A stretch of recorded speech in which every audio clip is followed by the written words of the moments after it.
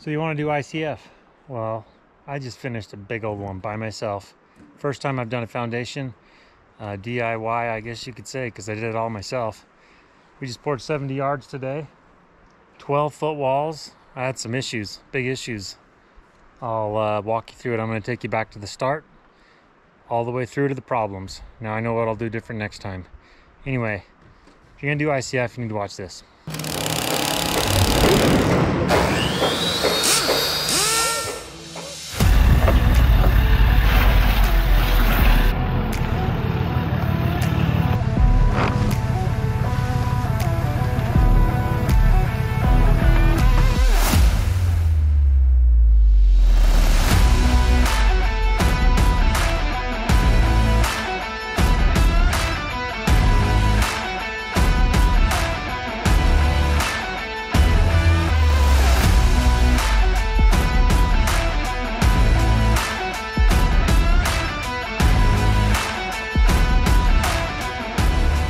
I had to build my door bugs. I didn't get a video of it, but I had to get the door manufacturer size, the rough opening size. You have to pick your doors ahead of time so you know what you got going on.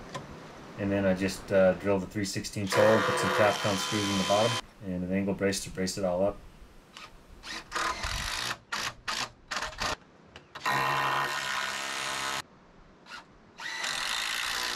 Okay, I'm ready to start setting some block here.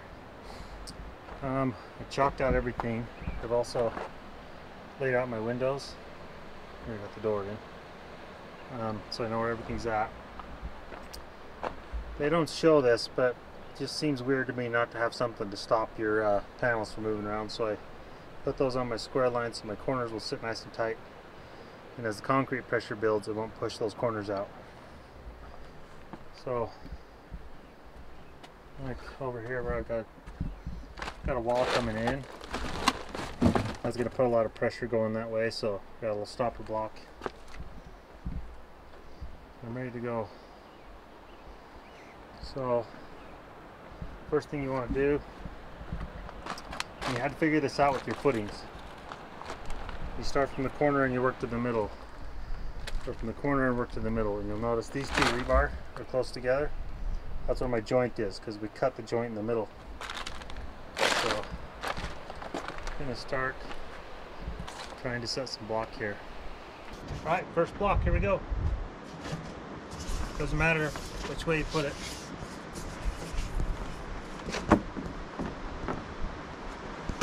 Slide nice and tight into my corners. Figure out common.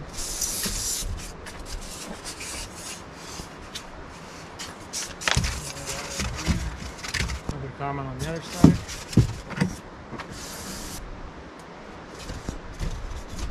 And you take another corner of the opposite direction.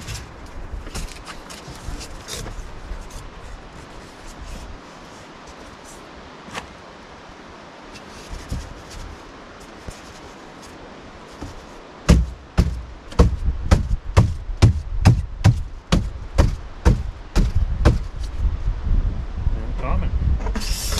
Like Legos.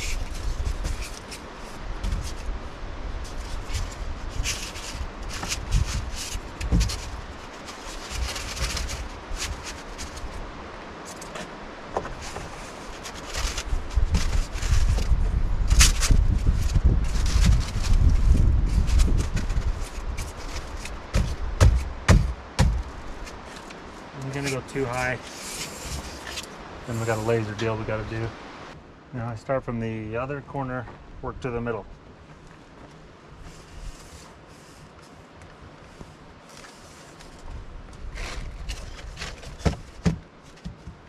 Those 2x4s make it nice.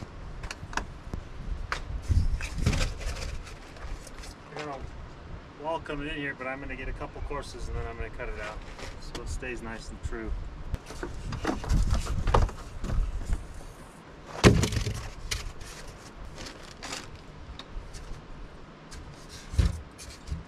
That leaves me my first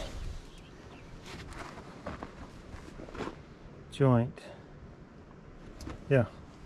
So I'll cut it to here, match that joint all the way up.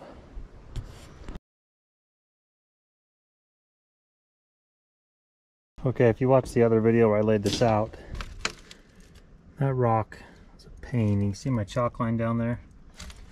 I gotta chip a bunch of that out, and I don't have that stuff with me. I am gonna lay some rebar in there though. You just lay your rebar in there. Make sure you get your overlap. Remember, it's 40 times the diameter of the bar. Half inch is 20 inches. I just had these 5/8 laying around, but and they just pop in. Pretty simple. Run that down. If you haven't seen any of my other videos, you haven't seen this tool.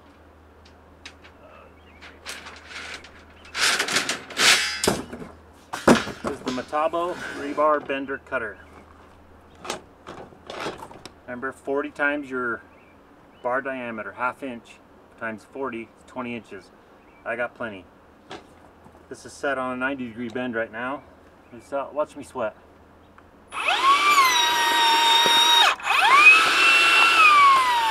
Bent that the wrong way. Should have had it the other way. Super, super easy. I'll show you some chops. You just have this dial here. See, I got a 90-degree. It's got your color references for the size of bar. 90. And I flip it to cut. Flip it over. Flip that up. Now I have the cut, and I'll show you some cuts. And then I just flip it back. I've done 1,000 cuts and 1,000 bends with this thing. You get, I don't know, 150 cuts probably per battery. Pretty amazing machine. It's about a $2,000 machine. But with my 2 jobs, I probably about paid it off on this one. Now it's mine forever. If you've seen the old red-handled ones, so much work. Hate them, hate them. So I'm gonna put in my my course of rebar on that second row. Then I got some wall cut-ins I'll show you. We'll go from there. Okay. It's not sunny anymore, but there's a lot of mosquitoes. That's why I got the hood on. So what I'm trying to do is find the high, pretty much the average high. I really don't want to cut the bottoms for the high spots, so I want to shim the lows. But if you look, most everything's hitting like that. What is that, about a 1/4 inch down? Right there. So I'm going to raise that laser a little bit. All I got to do is twist this baby. When it goes up, it'll self-level. And then it'll raise. So I've lasered a bunch of this. This is about my highest corner, so you got to pick one spot and set your laser. Now I'm going to start shimming my way around. And if I got to reset the laser tomorrow or sometime, this is my reference corner. And I just keep going around. I'm going to have to move it because I got so much crap in the middle. Let's try some shims. Found this in the dumpster at work today. Shims.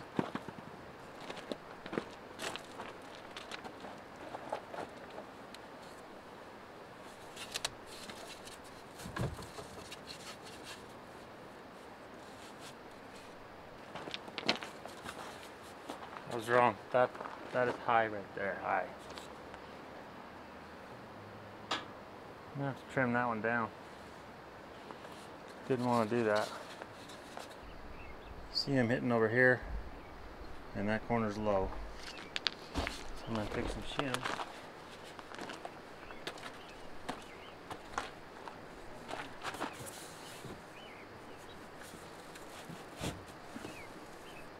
Ooh, look at that.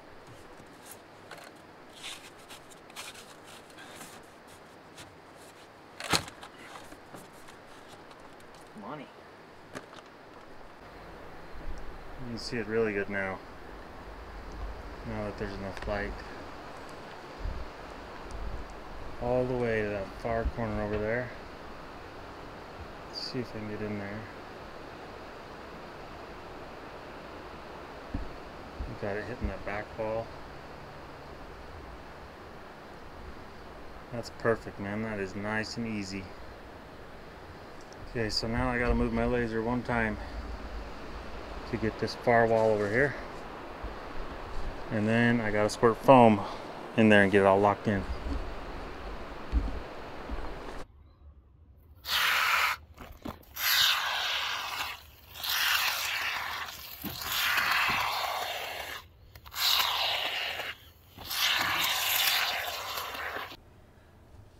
so high sometimes where the footing's not level, and if you laser almost an inch there, it's up pretty high. So you really gotta, you don't follow your footing, you have to laser that second row. Okay, so I went till 10:30 last night getting this all set. You squirted like every 6 inches. If you squirt the whole thing, it might lift. It's low expansion foam, but it still might lift. So these are all set hard, the wall's hardened out. Now I gotta go back and fill in everything, all along the bottom.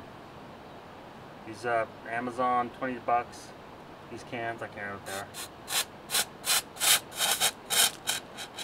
they are. And you just start filling in the bottom. I'm gonna go around the whole foundation.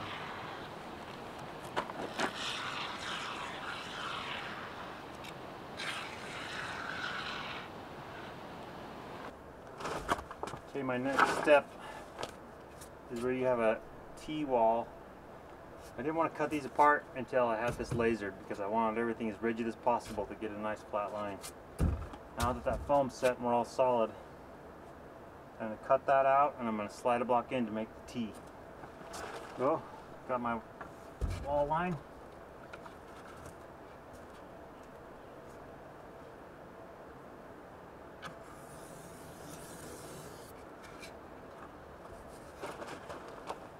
A 13-inch wide block.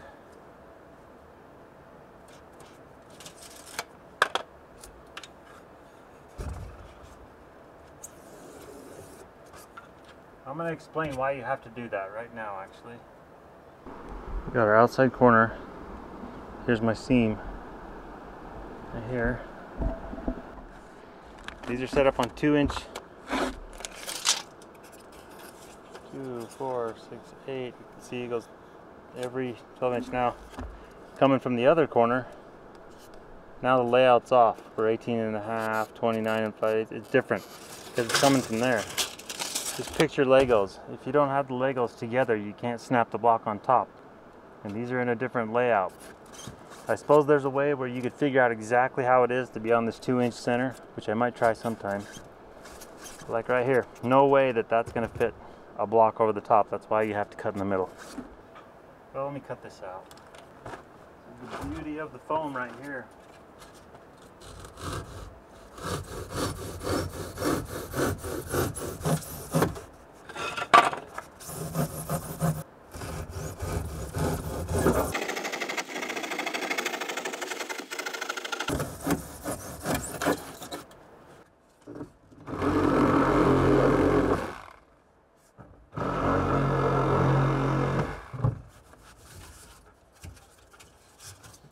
Cutting the back side of those off.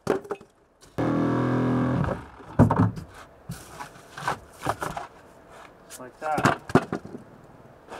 Not bad. Hot already.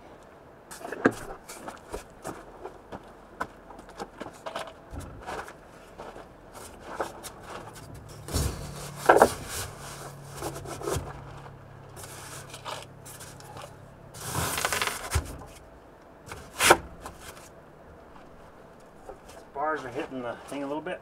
Just bend them. I wanted this to extend to here, but that's the end of the block, which is awkward. Now I don't know how that works. I'll have to figure something out. That's how you tee in a wall, and then you do zip ties. I'll show you the zip ties. Okay, after reading the instructions, hold on a second. After reading the instructions, I realized I was doing these wrong. This is how you need to do these steps. I mean, these wall tees. This one goes long, this one goes short. The next one goes long. You cut off the nubs. It goes to the inside of the wall. So it overlaps back and forth. This one is not the right block, but you want it to go, overlaps like that. Back and forth. And you take these zip ties, they're 36-inch, 175 pound UV rated. Get it there. Like, I didn't go to this one because it's so close to the edge, it might rip out, so I went here. You just strap all that together, but you gotta watch level too. Yeah, check level. Everywhere you go, you're always checking level also. so you don't get surprised later with a bad wall. Okay, you can see under here, this one goes long, this one goes short. And then your 90-degree bar, you want to go one this way, one that way. You want to alternate those all the way up. I've also got a little problem. This wall is about a ½ inch out of level that way, so I got to level it up, and I'm going to shim against that wall, push everything out, get level as soon as possible. It's hard to fix later. I want to take a minute to explain a couple things about this ICF. Probably wondering how it all works, but we got these on the inside. They sit like that. You see some is exposed right here, and every 6 inches you can tell where they are, but there's a deeper groove in the foam. Anyway, interior side, after you're done, put the drywall on, screw right into these just like a stud. Same thing on the exterior. You can put your siding or whatever you're going to do, stucco. These have just the same strength as 2x4. Can't remember which screw they specify. Maybe it's a fine thread screw, I don't remember. So I looked at a lot of block and I decided to do Amvic because they're the strongest. These have 856 pounds per square inch of pressure, out pressure. The industry standard is about 500, so this is way over the top. They're a tiny bit more money, but not a lot. Fox blocks, Endura, I looked at all the blocks. But I'm a quality guy. I want the best of the best, and so Amvic is what I'm doing. The other reason is this is a 12-foot high basement. If you're not familiar with concrete, when you get to 8 feet, that's your base price. 9 feet's more, 10 feet's more. Above that, it just gets astronomical. So this foundation would have cost me so much money. So I can do this by myself, literally by myself, and save all that money and get a 12-foot wall. It's an R22. You don't have to build an interior wall. I don't have to have insulation. Don't have to do all that crap. So it's and it's energy efficient. I'm all into energy because I don't like spending my money on utilities every month. So that's why I'm doing ICF, and that's why I chose Amvic. And they seem to be really simple. I bet all of the different manufacturers are just this easy to put in, but man, it's nice. So let's get back to work. So I've built up my window ducts already. You have to use pressure treated lumber, or you can use standard lumber with vapor barrier on the concrete side. Concrete has an amazing capillary action. It will suck water from the ground through the footing, up the wall, into your material. Can't remember how high, I'll put it on the screen, but it can suck moisture through capillary vertically that many feet. I don't know how, I'll get it when I get home, but. So I'm going to square these up. I got a 48-inch window, so I need my inside 48. That means my outside's 51, because I got 1.5 inch material. And you could pull 2 tapes and get a square, but the way to do it is with this. I already showed you before. I want 51-inch rise, 51-inch run in my diagonal, 72 1/8. Construction Master Pro calculator app. It's a must-have. So, already got that screwed in. I left my angle brace over enough that I can hook that edge. 71 5/8 right there. 72 1/8. 72 1/16.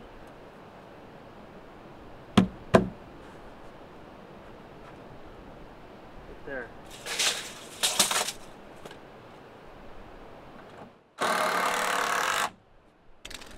I'm hooking on that outside corner.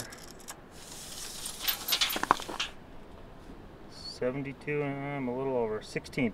That's close enough though. Do that on all of them. I didn't do that on the door buck, it's too big, so I lasered that to get it level. Okay, so I'm ready to put or figure out where the bottom of my window is. I know that this door is 82 inches tall. 4 inches of concrete going over this, that's my floor. So 86 is the top of my door. It's on my footing. 86. 4-foot window.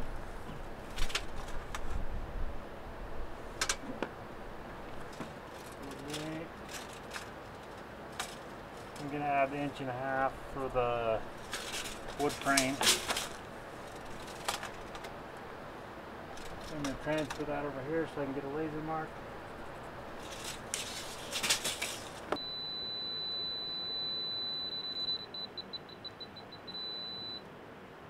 Got my reference line. I want to shoot down this wall.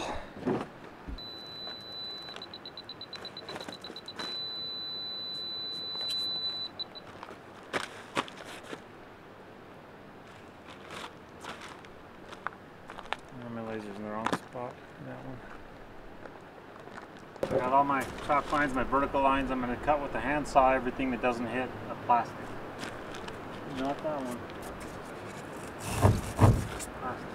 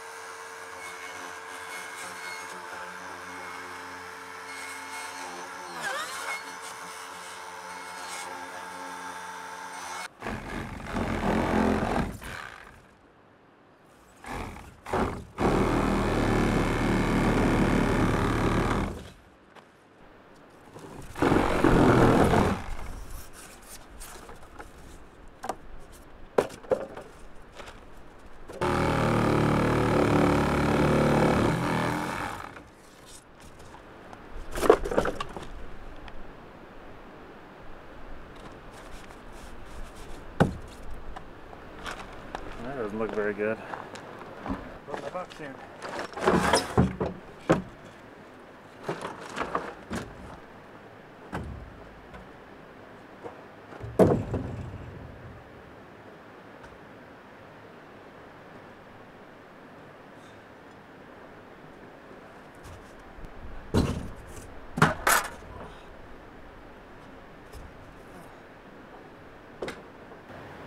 Put the window box in, but I wish I had another guy here.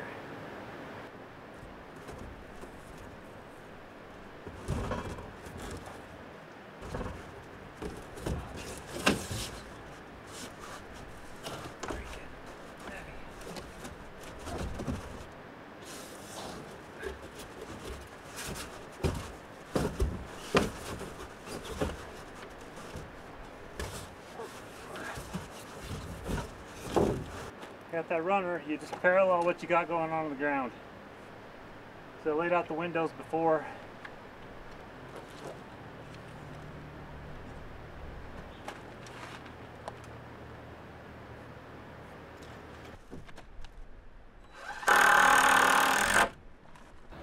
So this is a random, there's no end here. And I gotta cut these. I got this one block that's damaged. What I'm gonna do is line up. I'm looking at these tabs and those tabs. I'm gonna get that lined up. That changes my the way I have two studs in there, and I don't have to cut it. It's easy to cut with the saw.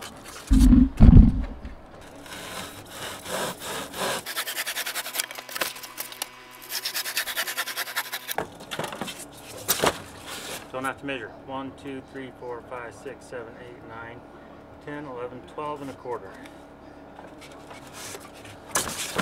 1, 2, 3, 4, 5, 6, 7, 8, 9, 10, 11, 12 and a quarter.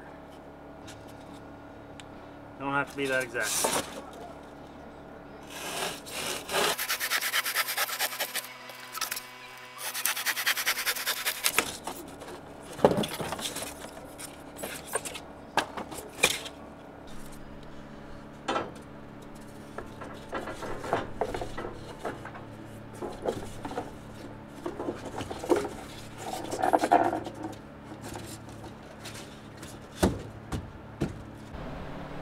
I gotta have 2 rebar on each side. Well, actually, S-wrap all around the window. Got those pre-cut. 40 laid 2 on the bottom. I wasn't sure how I was going to attach them. But another thing you have to have is you put screws in there to hold your window butt from sliding back and forth after you pour.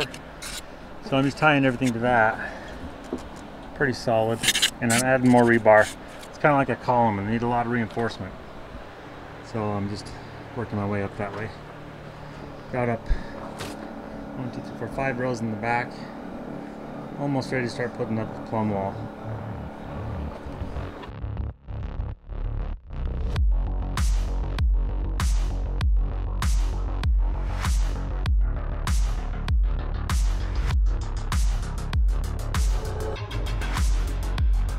Here's my over the window detail. You just measure and cut, nothing hard there. Ooh, fall off the ladder. So I've got my 2 lintels tied to my verticals. With screws all on there so that doesn't move. I use rebar chairs to hold this where I want it to be. And that's it. Pretty basic. This is 8 feet. This is your normal wall. I got 3 more courses to go. Looks like that's planing in pretty good. So I've stacked up to 8 feet high and I'm setting up the plumb wall. It's a system built by Plumb Wall for ICF, and it is awesome. I can't imagine how you'd ever do this without Plumb Wall. You screw those verticals onto the wall, into the ribs of the ICF. Little quick pins to put in the brace. Another quick pin to put in the angle brace, and then put a stake in the ground, and then you can do all of your leveling from the planks on top, the little nut on top of that, and you just get an impact wrench and twist it in and out to adjust your walls. It was great. I would not even think about attempting this on some sort of scaffold system. Just no way. Just like that one right there. You just throw it up, put a few screws in it, and you're just off to the races. Awesome product. I just, no way I would even attempt this without Plumb Wall. You can rent it. Just search your local ads. You can rent it from a lot of people.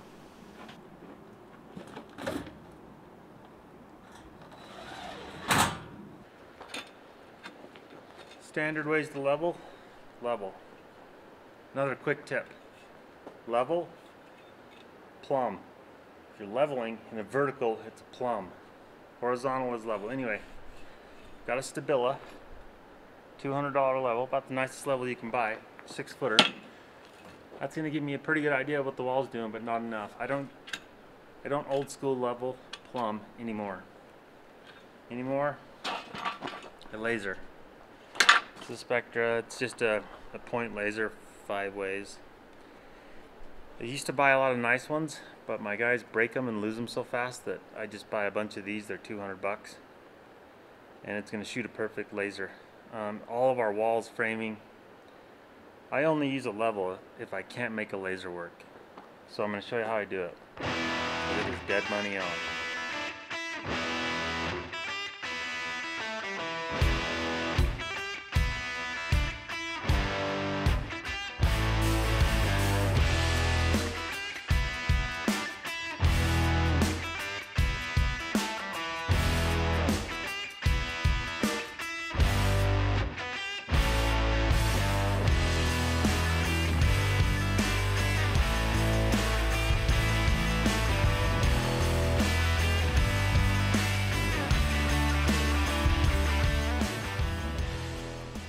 Okay, I got up to 12 feet on the back. I'm kind of working my way this way and out so I can kind of step out and walk everything on these planks.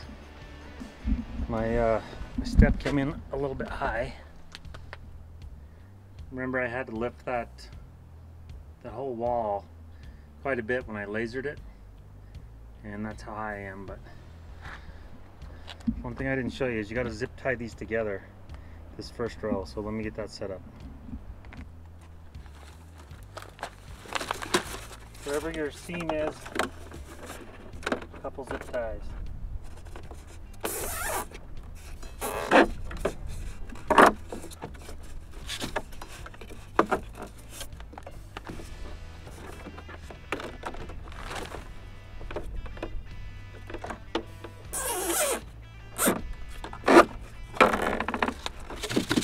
rigid.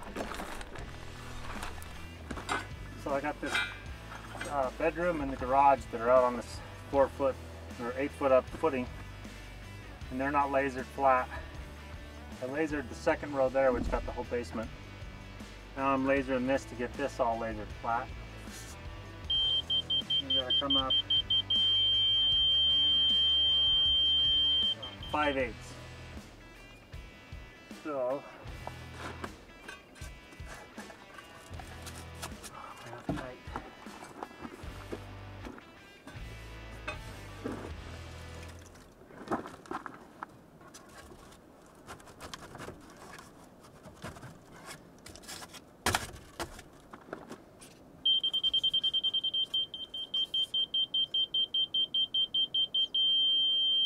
another quarter. Raise the whole wall as you go, makes it a lot easier.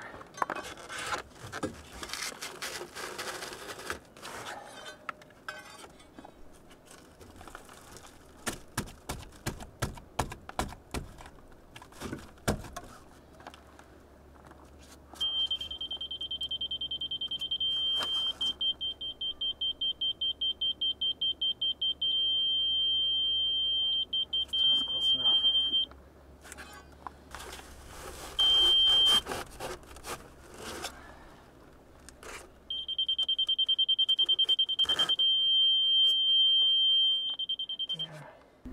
Got my laser over here, which I've set on the high corner with, it's not the taper top. Work them right around. Let me show you why it's so important to laser. Even though I was like super anal on my footings, I wasn't very good. So to bring this all up to laser level, almost 1.5 inches. This footing's got a big old belly in it.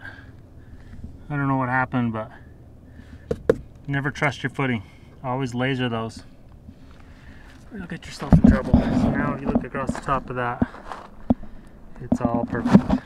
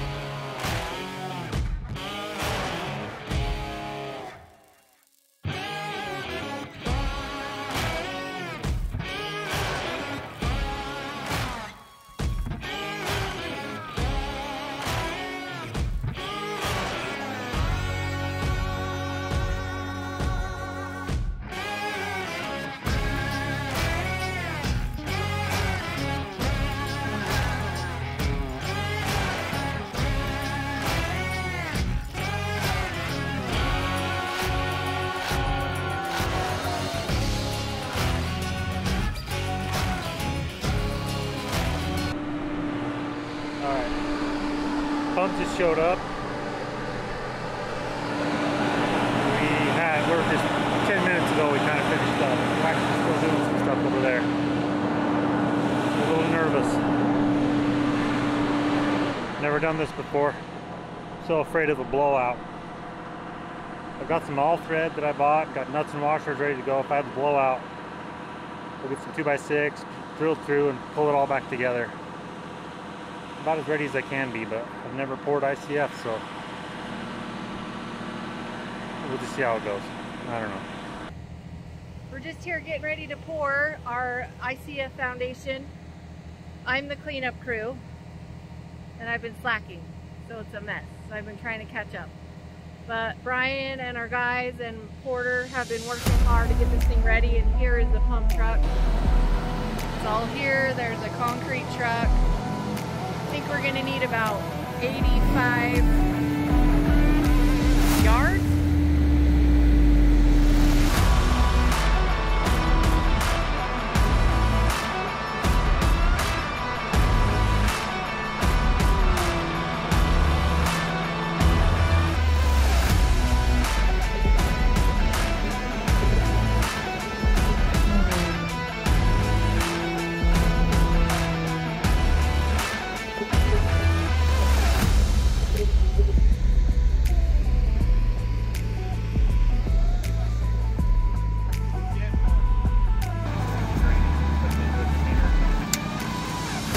yeah. Oh yeah.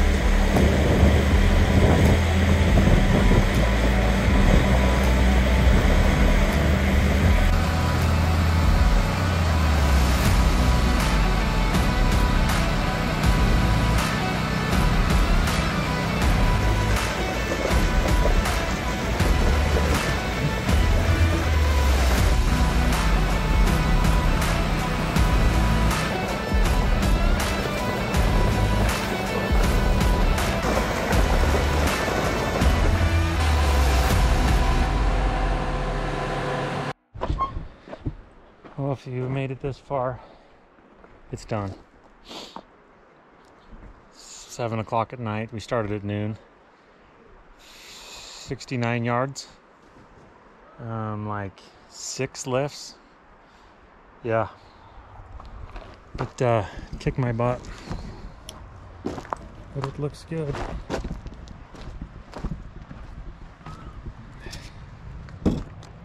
All in and done.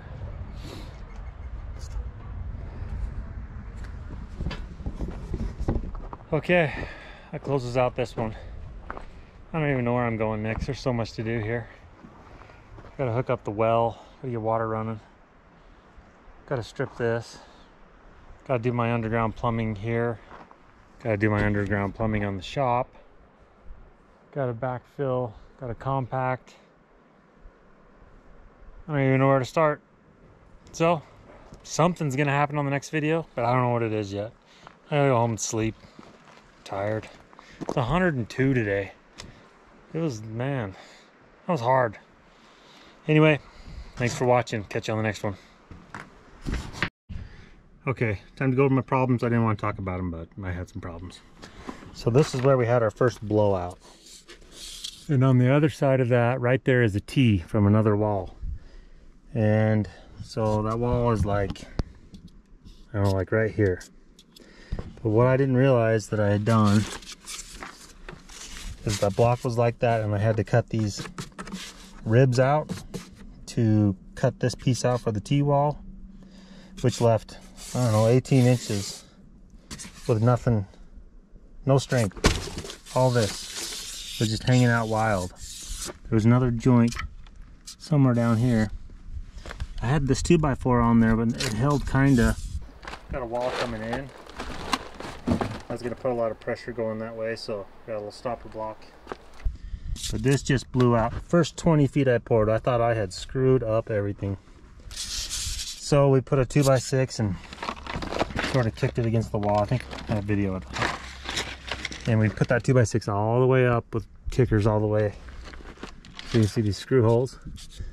And that held it. It wasn't too hard to fix, but when you have a T-wall, you need some sort of backing, something. I don't know what the professionals do. Problem number one. Right around the corner, did the same thing. And you can't really see it, but if you look, you can see they started pushing right here. Remember, I put these blocks on the T-walls to hold that back. I'm glad I did. We put another 2x6. Every T-wall, we ended up with the full-length 2x6 with kickers going back to the wall. Pardon the mess, we just haven't got to clean it. I'm so busy. That was my first problem. I think a good solution would have been something like this, all the way down.